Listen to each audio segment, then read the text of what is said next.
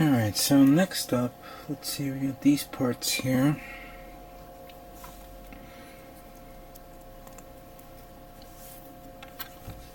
Require some of the trim parts that goes over here in front. And then 2 poly caps.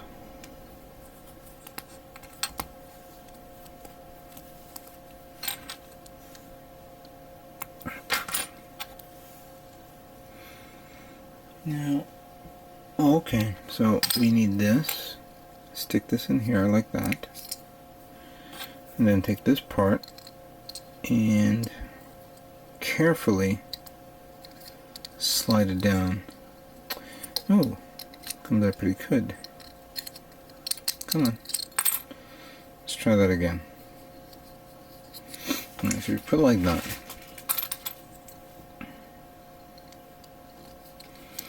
Then we slide it down like that and snap it in like that.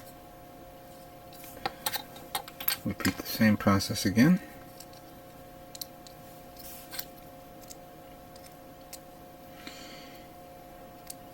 Ooh.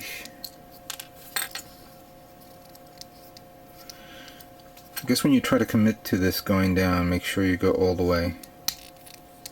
That way it doesn't get jammed up and screwed up inside. So the next part are these. Let's see now. This one I always got a little bit confused with the orientation, but I was able to figure it out. So this one goes like this, like so. Then we cover it up. I remember there was like a lot of these parts in the master grade version.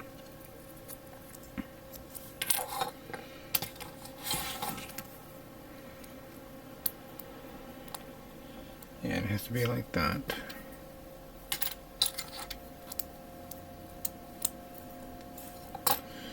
There we go. And then next one. I'm going to do this 4 times.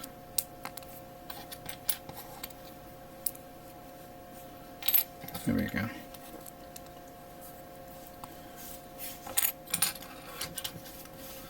I'd like to thank everybody who sent me information about the powder, the powdered substance to put in the paints. I'll definitely do some inquiries about that, hopefully for next year's build.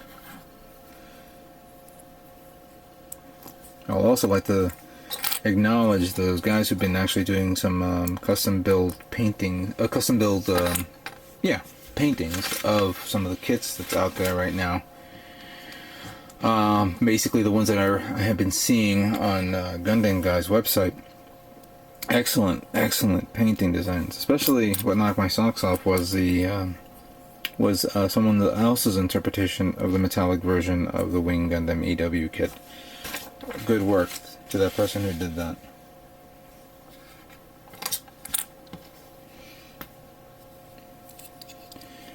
Alright, so we got this part here, followed by this part that you need to put, with the cover on this way. So you got both of these here, and both of these over here. Whoops. Yeah, we're almost done with this. Just didn't realize how many parts this thing had. Now this part here will go under here if you want to cover it up. But right now let's keep it off because I want to put it on the stand. So we take this part here, like so. What am I doing wrong here? Let's see now. Okay, I didn't realize that this was put in reverse, so I corrected it for that one. I didn't correct this one yet. So we gotta do it this way. That's where I made a mistake here. Sorry about that. So you put this part like so through through this way? How the heck do you do this? Am I doing something wrong here?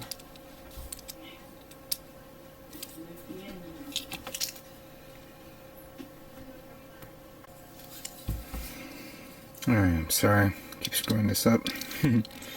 Alright, again, it goes through here, which is kind of loose. Why is that? Is that how it's supposed to be? This loose? Let me check this part here.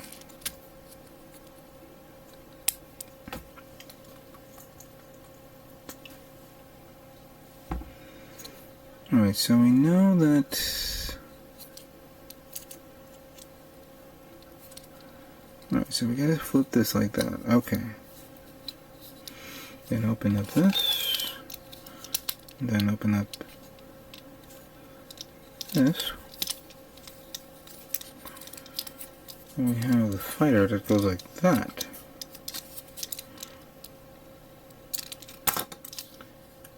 Does that make sense? I cannot believe that that thing comes out this easily. It's not, it should be tight. Or at least snug. I'll have to look into this more clearly. Alright, so let's leave that there and let's finish this up because this thing is taking a lot longer than I realized.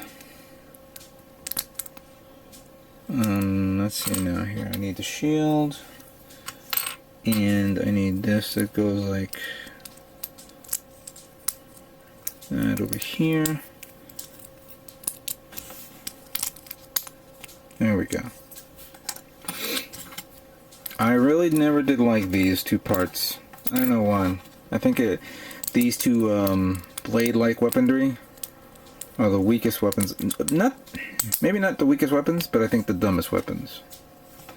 Especially since you have to put them...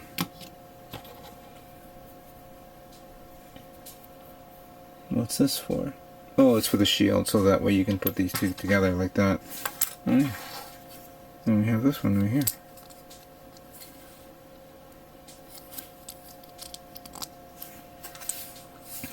So these two blades are done. The ore riser is done. This is taking a lot longer than I realized, but okay, we're done. So let's move on to the final build of the double ore riser.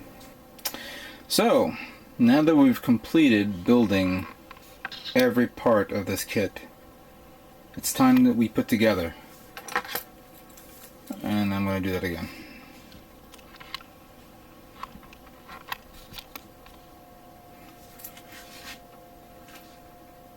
Okay. In 3, 2, 1.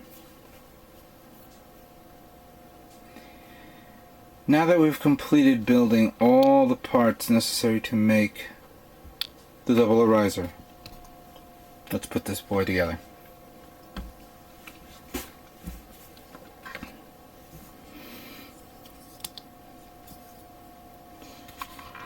Let's zoom in a bit so you guys can see this.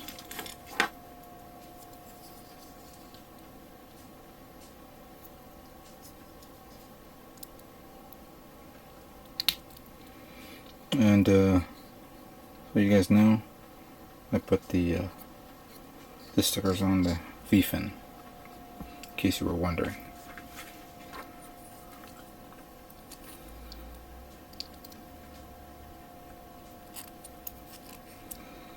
This one goes here, like so.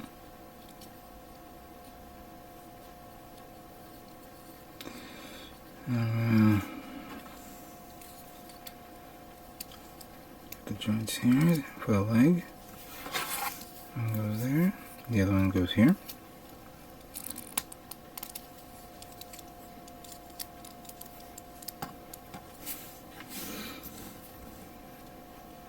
The left arm. And then the right.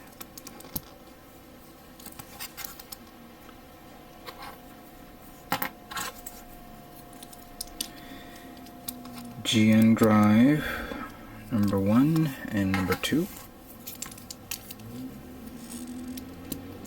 There we go. That.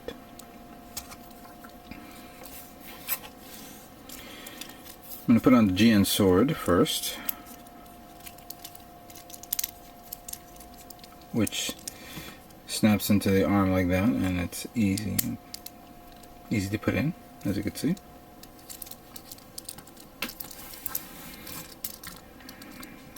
And there you have it. Double O Riser is finished. I mean, excuse me. Double O Gundam is built.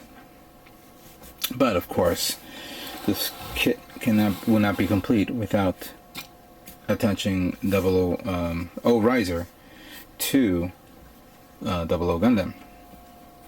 So the stand, of course, allows you to put the fighter in its flight mode, as you can see. Just take this off from the included stand. Remove this and this. Whoops. This part here, it'll come. You get this little peg here that you want to seal up. I don't know why it's included, considering the fact that you're, well, I guess you're not going to have it like that all the time. So you pull this out and you fold it up until it's like this, as you can see. Then the peg back here, or the slot, or the hole, put it right there. Then you take this part here. Oh, I was, again, as you can see in my last video, I was fiddling about with this, and I was trying to figure this out. I wasn't too fond of the fact that it wouldn't hold on to this part snug, but obviously it's necessary, because when you flip it over like this, you get the parts that's forms in this format, and then you squeeze it in to here.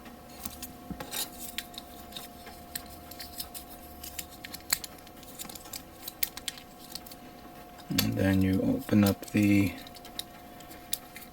fins, as you can see.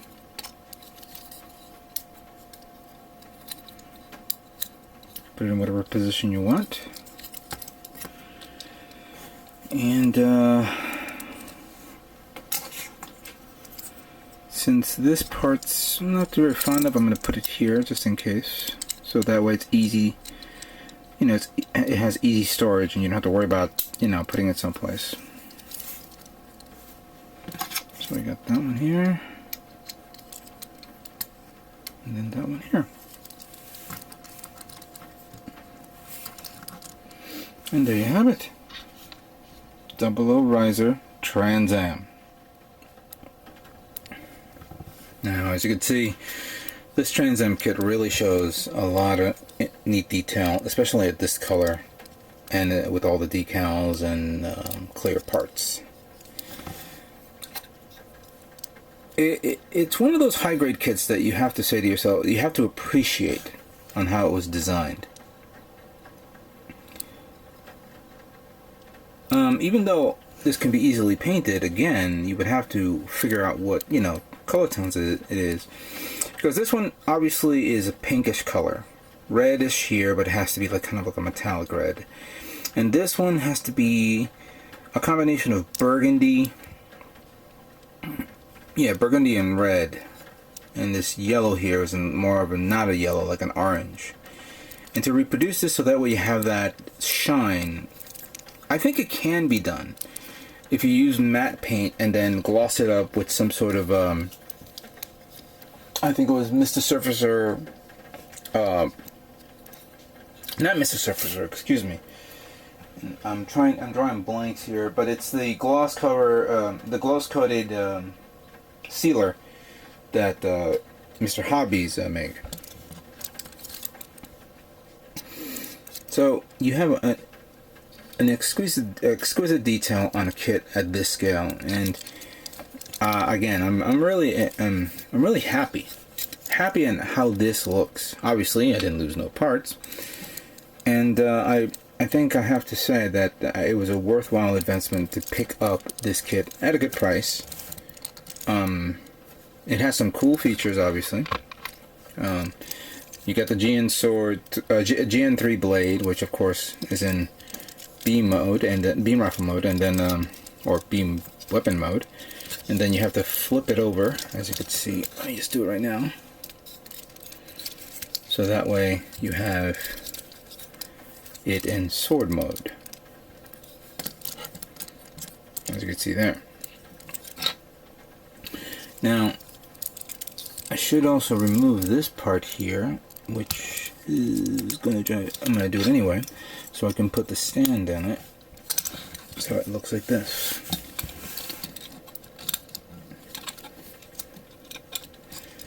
Guess you want to put it in whatever poses you like. This one I'm not too very fond of on how this thing moves about. I really do not like this, but I guess that's how it is. Now, of course, you have the other swords here, which I'll put on later on.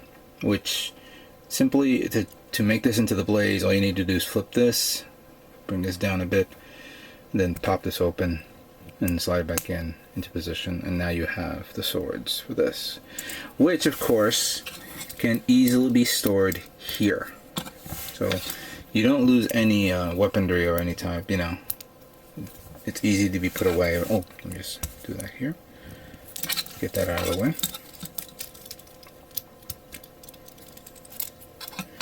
And then of course you have the these blades here to the side, which of course I think it was the stupidest blades I've ever seen, but it was introduced in the series, not in the series. I've actually never seen these blades in the series before. I may have to revisit episode 1 or 2 of second season of 00 Gundam to see this and see how, you know, if it was ever used. I know you can actually use it as some sort of a makeshift shield, but that's pretty much it.